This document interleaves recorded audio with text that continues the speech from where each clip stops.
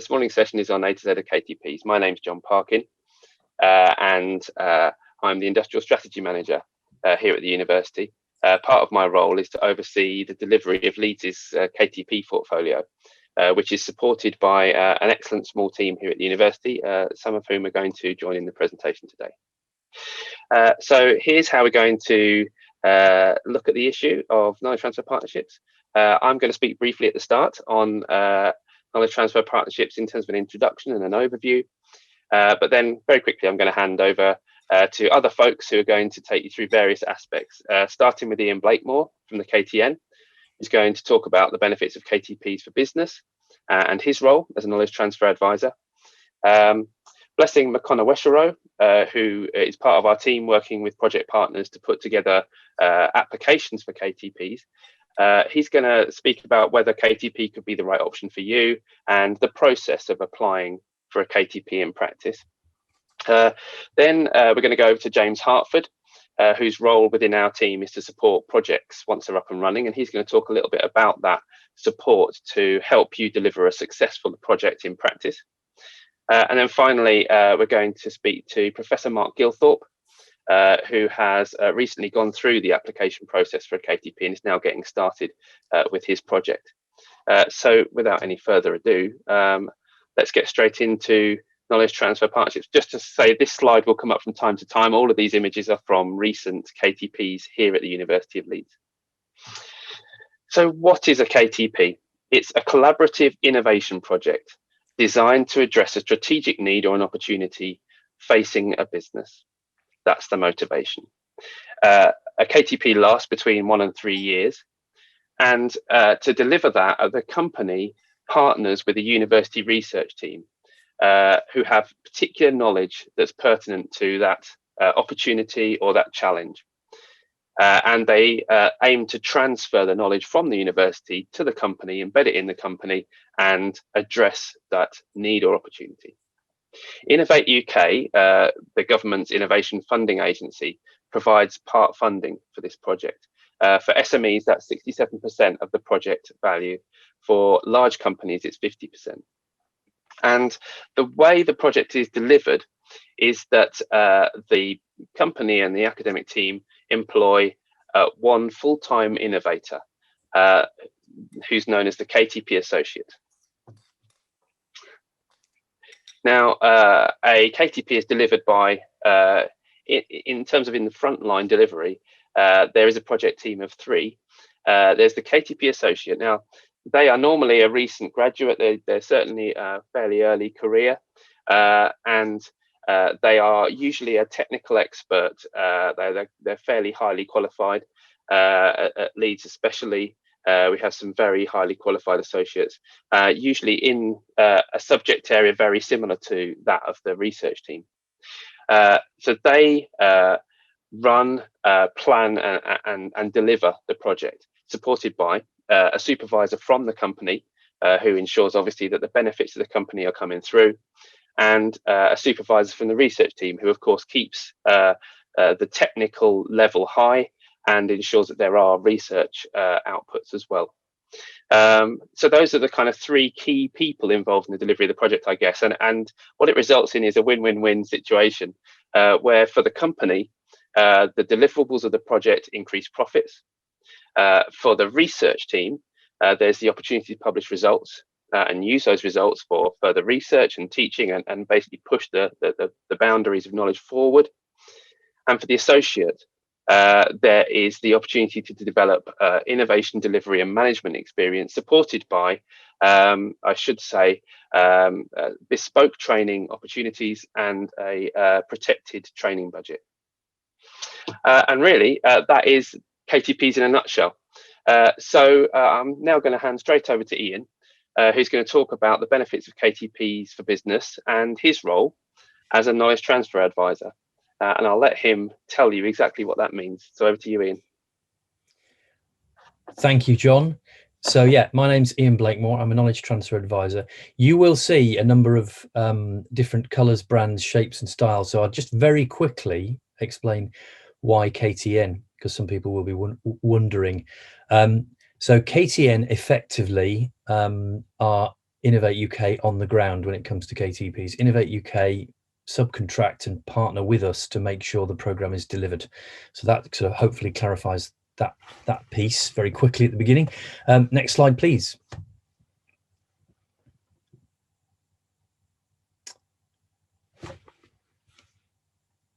I can still see this. Oh, here we go. That's it. Thank you. I had a moment there.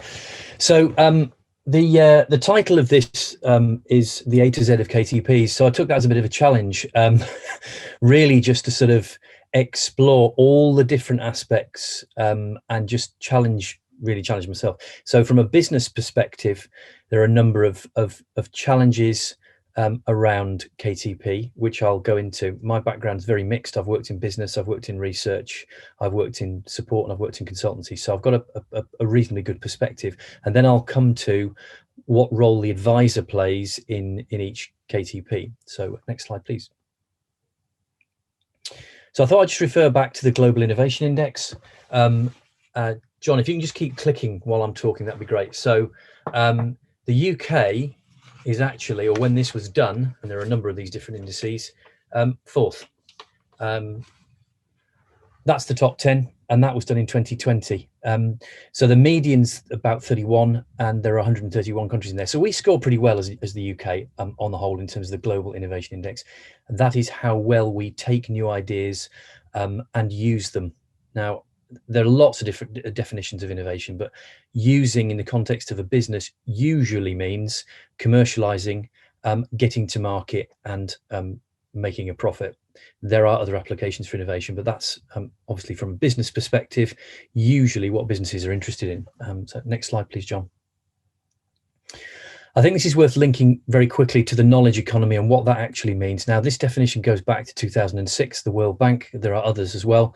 There are 4 elements to this. If you just keep clicking again, John, while I'm talking, please. Thank you. There we go. So, and I think what I was trying to do here was link what a KTP does for a business with engaging with the knowledge economy, which is rather than making and selling tangible things, actually using knowledge in a way that can be commercialized. So there are 4 elements to this as far as the knowledge economy is concerned, and that is having a culture to support the creation and use of knowledge, which I think KTP fits very well into, having an educated and skilled population that adapts. And I'll come to the associate role very briefly again later, but the associate role, which John's already touched on, is critical to the success of a KTP, and obviously is an educated and skilled. And I would argue that during the course of a KTP, they become more skilled. An innovation system or network, and clearly the fact that we've got all the people today attending this and talking about KTPs means we've got that, and there are other actors out there as well.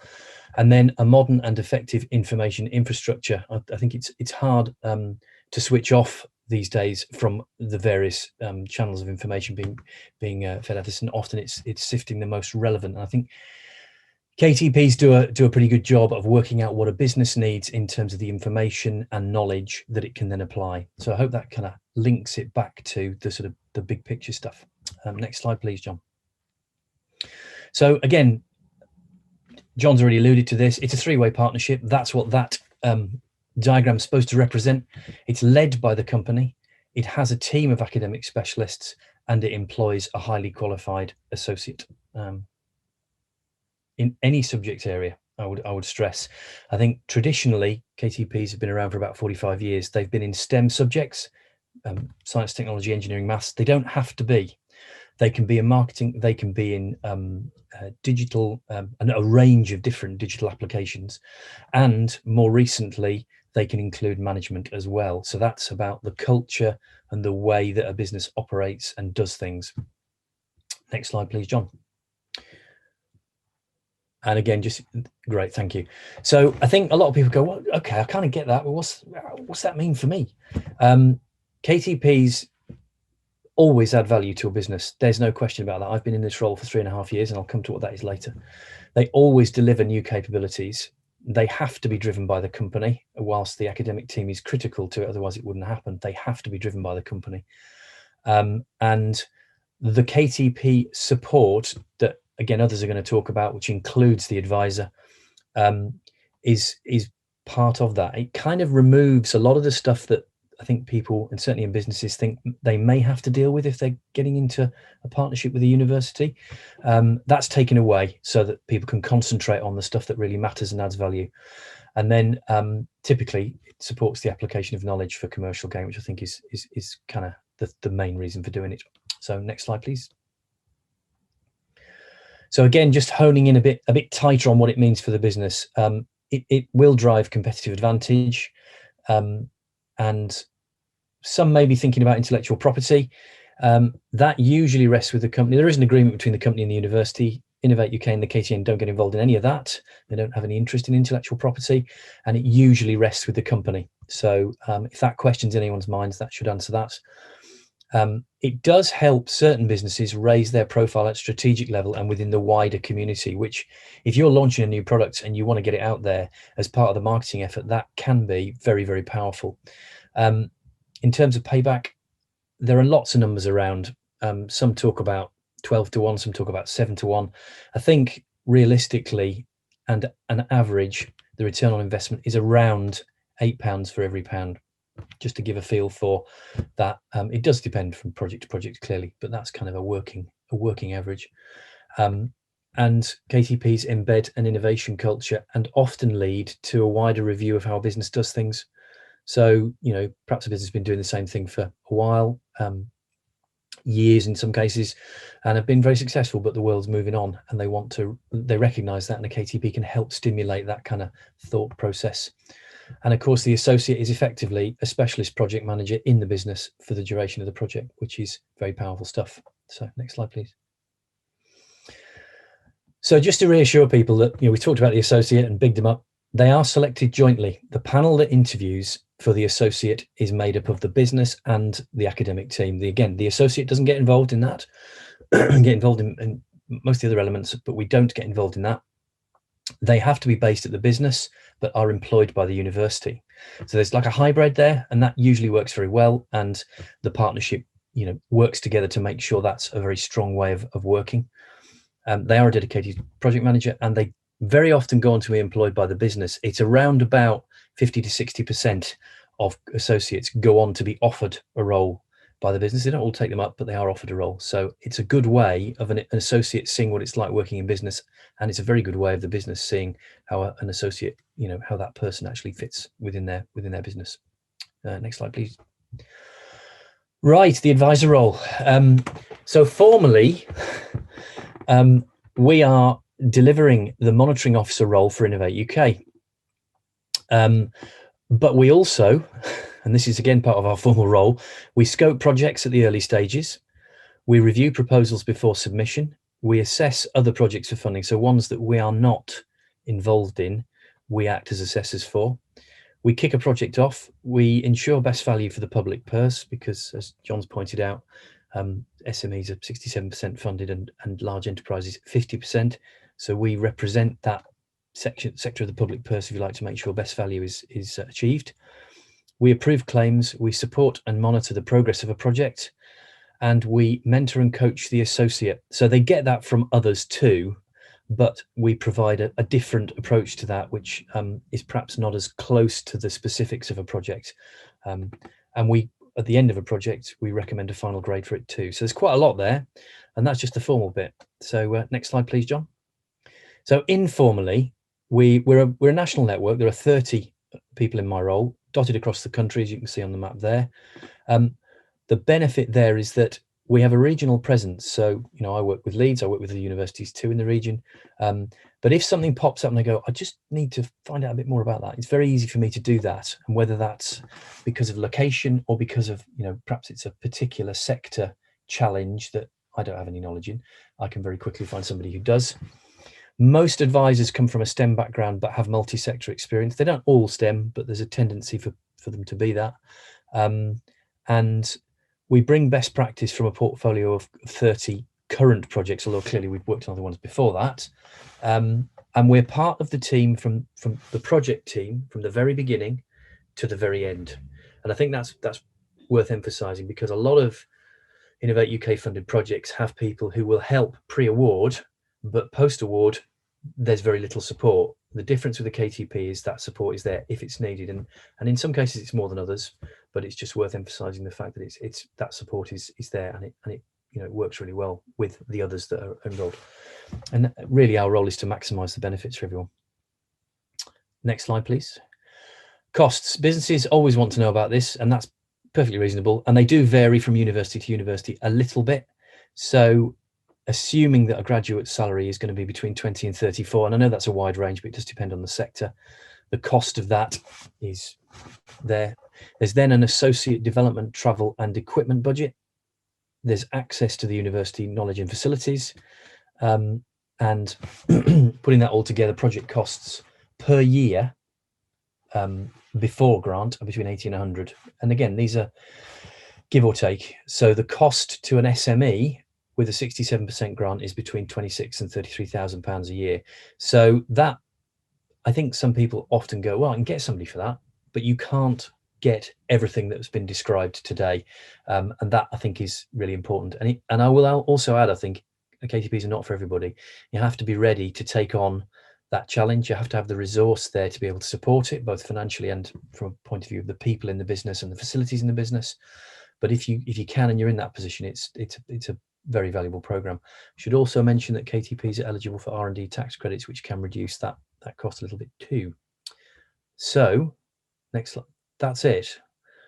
I don't know how I've done for time there. I feel like I've rushed a little bit, but I hope that's been useful. Thank you, Ian. That's really, really helpful. And I guess what it illustrates for me is the wraparound support that is available for KTPs is unlike anything I see anywhere else across the innovation funding landscape. And my role I do look at all kinds of different innovation funding models, but KTP gives businesses more support than any other model that I know of. And this is one of the reasons why I often recommend this as a fantastic model, especially to SMEs, especially if you don't have huge experience of running an R&D in your company. Now, to move us on to whether KTP is the right option for you, I want to introduce Blessing McConnell-Weshero, who is part of my team here at the university. And Blessing works with prospective KTP applicants to work up their application and make sure that it sort of meets all the criteria. So he's going to talk a little bit about that and also about the process for actually applying. So over to you, Blessing. Thanks, John. Next slide, please.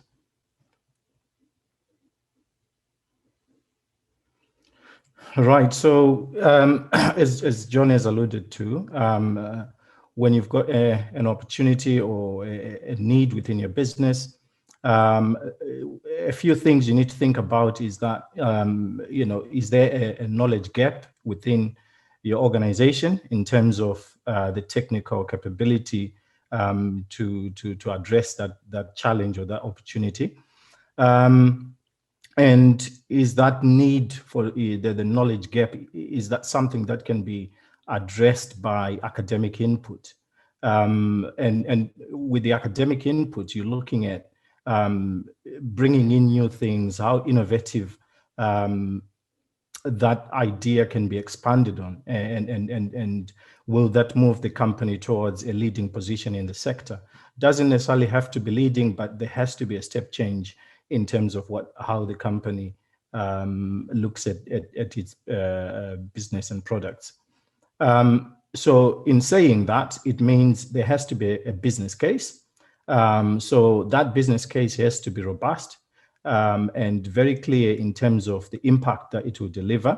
And mostly we focus on things like profits, but also any productivity, efficiency savings, increase in productivity, culture changes, Ian has alluded to, if it's a business capability, new jobs, etc., any other sort of impact that the opportunity will bring. And importantly, the argument for a KTP is you have to think about whether you could achieve that without the KTP support. And so if that's something that you cannot achieve without KTP support, there is a strong case to explore the model. The opportunity has to be stimulating and challenging, obviously, to the academics. You don't want them to come in and do business as usual. You want them to be challenged, and so the same applies to the associate who comes in, and also for the company. It has to be something that is an innovation journey, and there has to be a clear process of how the knowledge is going to be transferred into the company.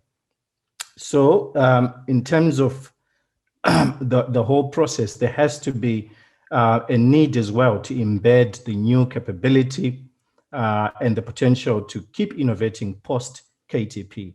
So you will realize that although it is a project that you can deliver within a certain time frame, the vision or the strategic need goes beyond the time frame of the project. Next slide, please, John. So let's look at what a KTP project looks like. It can be anything from introducing a new technology, developing new products and launching them, exploring new markets, efficiency savings, improving productivity, and implementing new management processes. This is not exhaustive, obviously, but anything that is transformative for the business, generally speaking, can be a KTP project. Next slide, please. What isn't a KTP is a substitute for contract research, or something that is a transactional arrangement where, for instance, you have a new supplier of raw materials and you want to explore or to test and analyze what those are, what properties they have. That tends to be something that can be done once as a way of, maybe via contract research or consultancy. So anything that is a one-off tends not to fit the model properly. And obviously, KTP project must not replace what is already available elsewhere, off-the-shelf products. There could be, computer software packages and things like that that are already existing elsewhere. So those, those three categories give you a good idea of what isn't a KTP. So in terms of the whole process of applying for a KTP, there are lots of processes, but you can crystallize them into three main stages. So there is the first stage, which is the fact-finding stage. The beauty of all this is that within our team, my role is to manage this whole process. So you have that start to end support that Ian mentioned before. So I would say the first thing to look at is eligibility, which I will touch on a little bit more in detail next. We look at whether the university has got the academic skills from our academics to address that challenge. We set up a partnership meeting where we discuss and scope out the potential project. And then we summarize that in a fact-finding form, which is basically the first informal step to define what the potential KTP is about. That fact-finding form isn't assessed, but it forms the basis for the next stage where we engage Ian or any of the other advisors. So that's the document they look at, and they review it, they advise on it, and if it's something that is ticking the boxes, then we'll arrange a company visit, face-to-face or via virtual platforms, as the case nowadays, where we again explore the idea in more detail. Obviously, the advisor will be asking questions and helping to shape the idea, sort of the proposal at that point.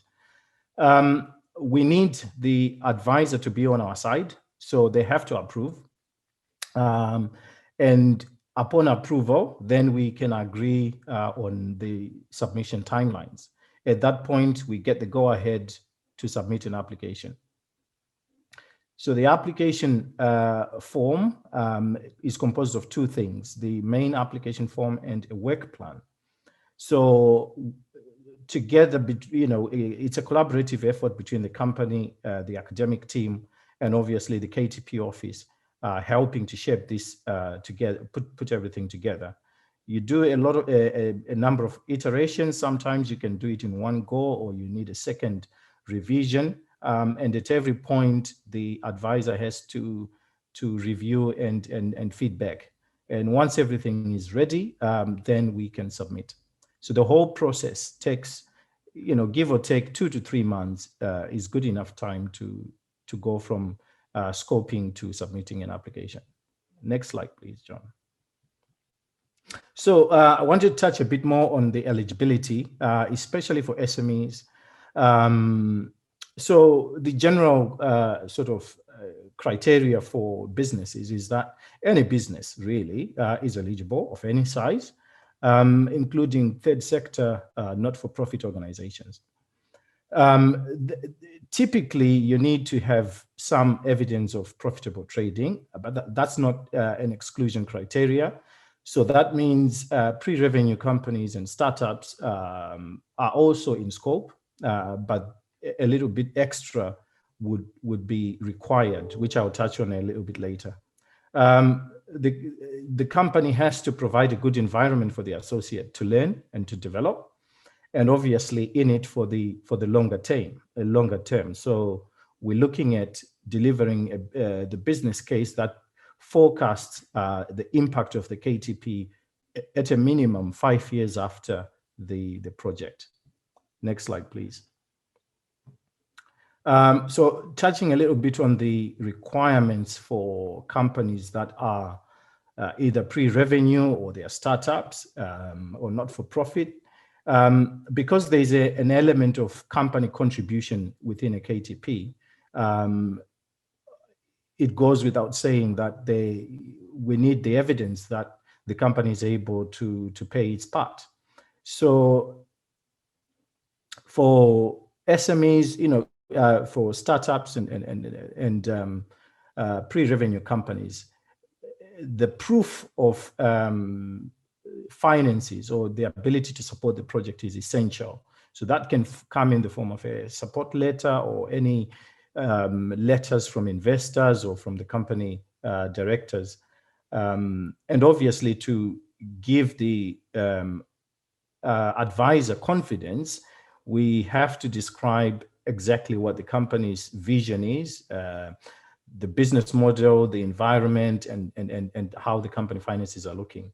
And obviously proof of market. If you're a new company and you are launching a new product or wanting to develop a new product, is there evidence that that product actually has a market, and how big is that market, and all that sort of thing. A risk register is very important to demonstrate that things have been thought through, and the company is aware of the journey, the innovation journey that it's going, it seeks to embark on. So these are some of the sort of few things that are essential in ensuring that you fit the eligibility criteria for a KTP. Next slide, please. Having done that, in terms of the application itself and the work plan, there are 4 criteria for assessing, and that's done by the advisors. So they look at 4 things: the innovation, the impact, the challenge, and what they call cohesiveness. In terms of the innovation, there has to be an endeavor to be best in class, or to show that the company is intending to do something different. And that whatever that you seek to do creates a commercial opportunity that is clear. And the impact of that opportunity has to be demonstrated in the form of increase in profits, in productivity. Basically, the company finances have to be positively impacted on. Other impacts, whether they are new jobs, socioeconomic impact, environmental, etc., those are always important to include. So not just the the finances, and particularly for not-for-profit organizations, the socioeconomic impact is very crucial. And also to embed the new technical or management capability and innovation culture. So we have to demonstrate that the KTP is going to impact the organization in a very positive way going forward. Again, as I've said, there has to be a clear challenge within the proposal. So that challenge has to apply to the company in terms of challenging the practices within the company or within the sector. For the academic team, it will center around translating research and sort of academic theory into the real world. For the associate, it has to be obviously intellectually challenging and a good opportunity for career development. The last bit that they look at, which is cohesiveness, is the sort of the intangible aspect of the proposal, where they're looking at the cohesiveness of the whole proposal. Does it tell a story, a complete story? Does it read like it's been written by 16 people or by one person? So this is how we demonstrate that the challenge that we have addressed, there is a clear way of how the knowledge is being transferred, not just defining the knowledge gap, but actually how the project will deliver and transfer knowledge into the organization. And obviously, does the work plan, which goes hand in hand with the application form, does it deliver the business case? So all these aspects will form the assessment criteria. So they score each out of 10, and you get a score out of 40. And on average, if you're scoring 30 or in the anything above 30, you are very confident of getting funded. And I might as well mention that the success rate for KTPs nationally is sort of around 80-85%, and at Leeds, I think we are very much in the higher 90s, 95-97%. So we have a good track record of this. I think that's the end of me. I certainly hope not, Blessing, but thank you very much. That's great. And I suppose just to add to that, Blessing, of course, based in Nexus, which is the background that I've got on my screen at the moment. Based in Nexus, Blessing has worked with a number of early stage businesses, particularly, and has developed quite an expertise in some of those additional requirements that he mentioned. So we're very familiar with working with startups, young companies, tech companies, and that's something we plan to do more of course, being part of the Nexus ecosystem and part of that exciting work that's going on there. So you've worked with Blessing, you've put together your application, you've submitted it, and Innovate UK have said, yep, this is one we're going to fund, and the notification has come back, we will give you that money. So at that point, you have to recruit an associate, and then you have to run a successful project. And there are ways in which we support you to deliver that. James Hartford is going to speak. James is part of a team of 2 within our KTP support team who help you with all of those aspects. And he's going to tell you a little bit more about how we support you to deliver the project. So over to you, James. Thank you, John.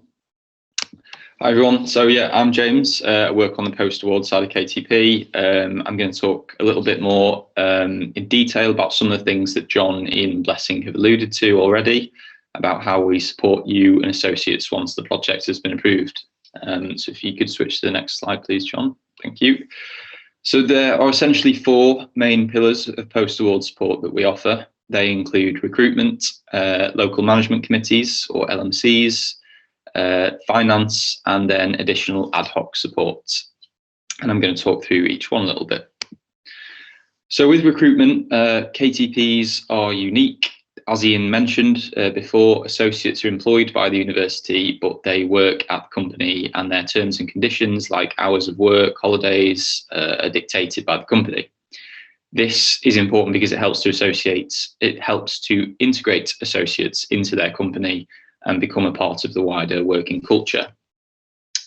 Associates are usually based at the company premises, so as to form an even deeper working relationship with the company and their colleagues.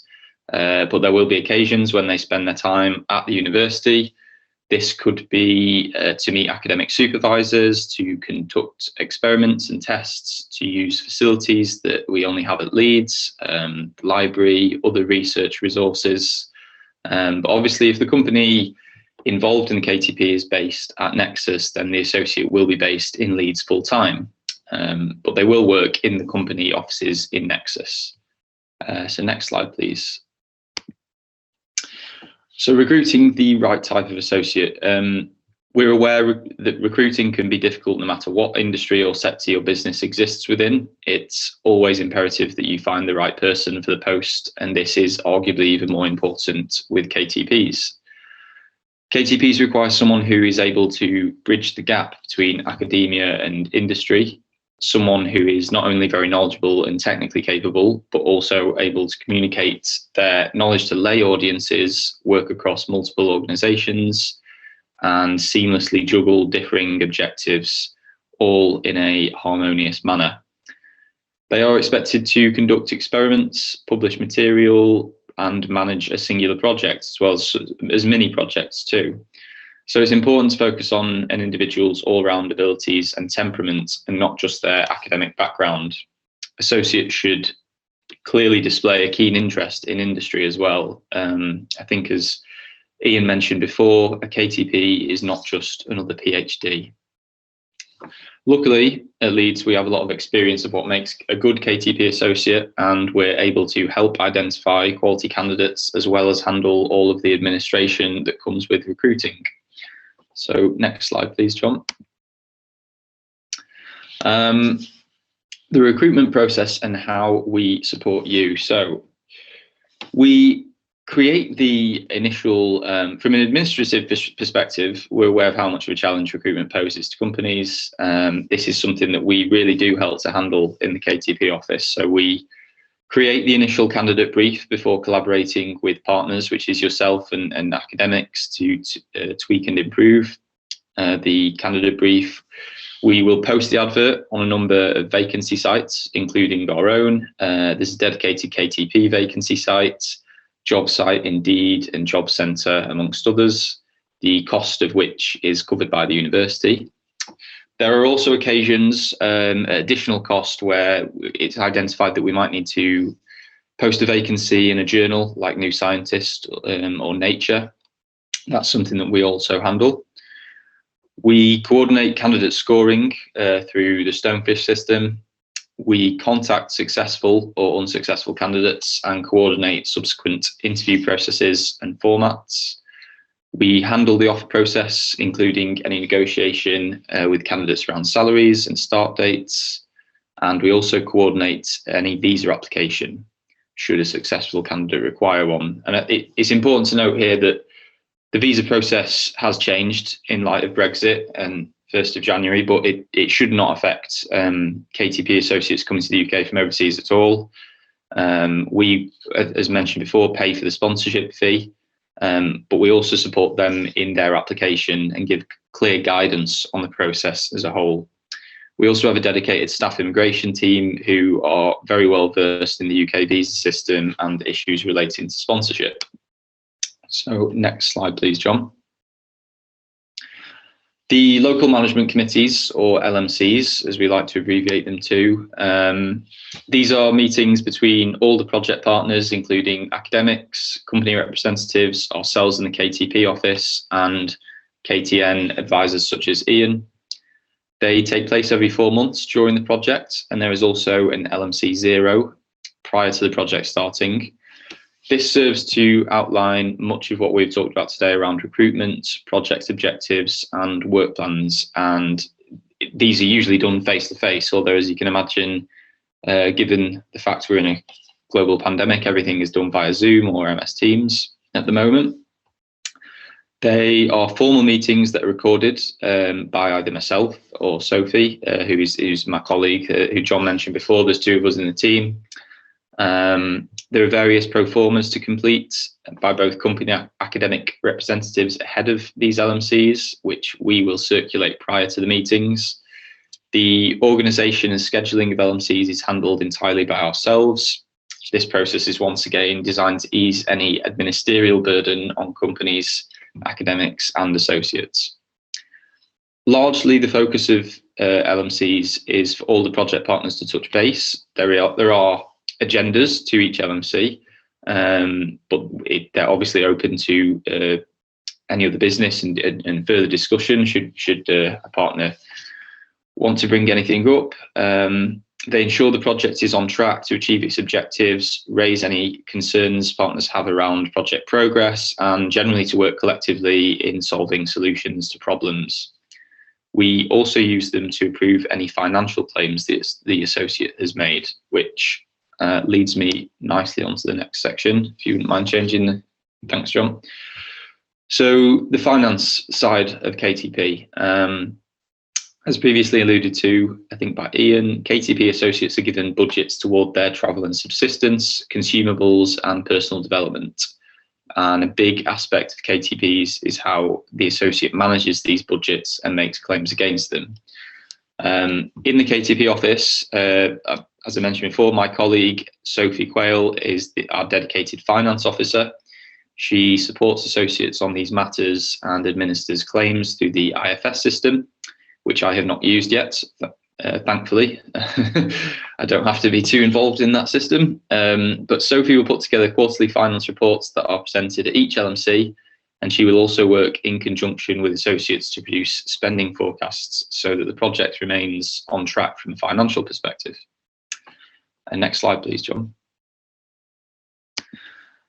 Finally, we offer a full range of ad hoc support, and this may include, but is not limited to, full HR service to support associates throughout their employment, access to university networks for associates, access to university training opportunities, and a wide range of information on university policy. And that is the end of my section. Perfect, thank you, James.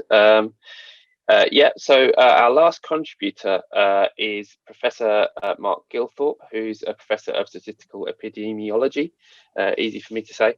And Mark has recently been through the process of applying for a KTP and then getting started. So this is more of a kind of a user perspective of what it's like to go through that process as a participant. So over to you, Mark. Thank you very much, John. So yes, my main research focus is observational data modelling, particularly with respect to health. I'm based at in the Leeds Institute of Data Analytics and also a fellow of the Alan Turing Institute for Data Science and AI in the UK. Next slide, please. So what is specifically unique, I guess, in terms of what I'm bringing to this KTP is that there's a lot out there in terms of AI and machine learning already, but the problem in a lot of the applications is that we don't necessarily understand the decisions behind how those processes work. Advance, please. And that makes it difficult for interpretability, and it can encode historical issues, problems, errors, or prejudices. Advance, please. Which means that the information that we glean from large data using ML and AI procedures don't necessarily have external validity and work well in different settings. So if you've got a very, very broad base, as is Vet AI in terms of its clientele, you've got difficulty in understanding the data from a perspective of actually causal understanding, which doesn't facilitate making any interventions or changes in terms of understanding the actual experiences of the client within the database. Next slide, please. So the actual point of bringing our expertise is that of causal insight, which is around understanding the data that they've collected through their app data, the app facility, and understanding the client base from all of the pets that the clients have, the experiences that the animals have, and the conditions and the treatments that they experience. Advance, please. And this is where the synergy occurs, because to do the causal understanding, you need the domain-specific knowledge. And that needs to be embedded with the methodological expertise of causal inference, not just purely from prediction. Advance, please. So standard approaches can't do this in terms of machine learning and AI. And this is the novelty that is brought by this KTP. This is the reason why it needed the academic input. And the value of that is that instead of looking at the data that is collected on the client for the prediction purposes, understanding when an animal may suffer a particular condition and need specific care, advance please, we can now actually unpick that and look at how it's actually been created to get to that position in order to investigate knowledge behind the outcome. Next slide, please. So the crux is really to move from just purely being able to predict in order to prepare to understand an outcome, in order to ask questions like what led to that might be changeable, for example, diet, or what specific treatments or other changes could be made earlier to avoid specific outcomes. So that's the specific crux of the KTP and the novelty that we bring. Next slide, please. So beyond that, the experience has been that we've engaged with an idea that's proof of principle with a company that would take the associate through to the position where that could be implemented post KTP, which means that we'd have links with the company afterwards, and indeed for the process during and afterwards, there's potential for patents. It's really great for the academic from the point of view of getting impact from the theoretical perspective out into the real world. Advance, please. It's actually a good opportunity to sell ourselves, our academic brand. It promotes what we do, and it links well with the activities that we do through the Turing, because they love the academic linking with industry and companies. Advance, please. It's also, however, attractive from an academic point of view, which has benefits for the company, for other events, such as attracting PhD students. Next slide, please. Because there's opportunities that arise as a consequence of being involved for internships. So there's opportunities, for example, that have come along as a result of my engagement with VetAI, from relatively simple challenges like how they would go about dealing with specific data extraction and feeding into other projects, all the way through to challenging prediction and even new opportunities of exploring methods that I've been developing in practice. So there's many opportunities that would allow a 3 or 4 month spell for PhD students of mine to actually engage with the company beyond the KTP, which I wouldn't have been able to explore had I not been engaged in the KTP. There's also the opportunity, once the company is aware of the opportunities that the academics provide in other areas. For example, within Leader, we have internships. So there's one-off 6-month projects that could be undertaken. And if VetAI had a specific challenge, they could come and engage with the appropriate academic to have that problem solved, or, you know, kind of short-term off-the-shelf solution, which I know the KTP is not about, but the internship may be. And that would also give them access to data scientists that they could recruit at the end.